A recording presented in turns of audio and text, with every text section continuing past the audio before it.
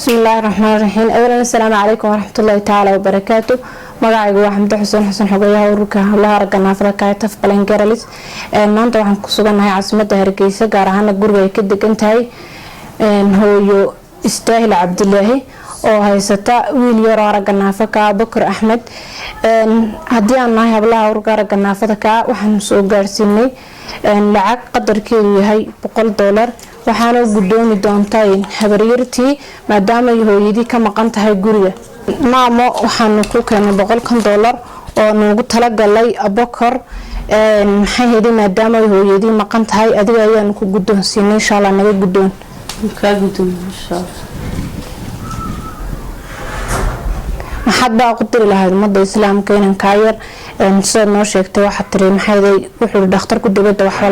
dalka waxba laga ma qaban karo dibadda mooyaane umada muxsiniinta maxad weydiin maxad ka codsan lahayd insha Allah Allah barakaatu waxaan ku leeyahay ka yar waxaan ku leeyahay Bakar habarirtii baan ahay waxaan ku umada islaamka waxaan ka codsanayaa waxaan ku indhihiisii argiisii naafaka yahay waxaan ku umada islaamka waxaan ka codsanayaa wixii ay waxaan ku noo qaban karayaan amba waxaan ku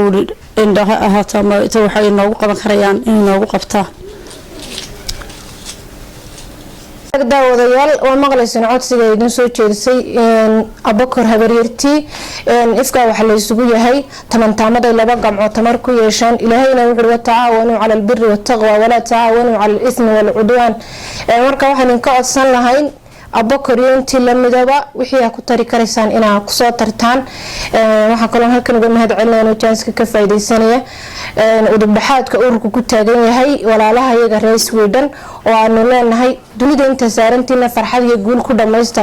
insha Allah taala aakhirana fil janna dhamaanteena umada muxsiniintana waxaan ka codsanaynaa hawsha ballaaran ee dhabarka u ridanay in wixna lagu gacan qabto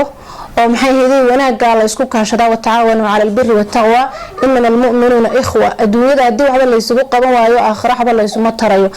marka muxsiniinta waxaan ka codsanaynaa meel kasto joogan in wixina lagu tari karayna lagu taro si aan walaalaha iyaga kale naga hooseeyo maxay heeday u baahan dhakhtar iyo dhaqaale kaleba aan anaguna meel u gaarsiino hamayeegana uga rumayna insha Allah taala aad baan salaameynaa intaas waxaan ku soo gabagabeynaa muuqaalkii maanta iyo booqashada noogu nimaa Bakar السلام عليكم ورحمة الله تعالى وبركاته.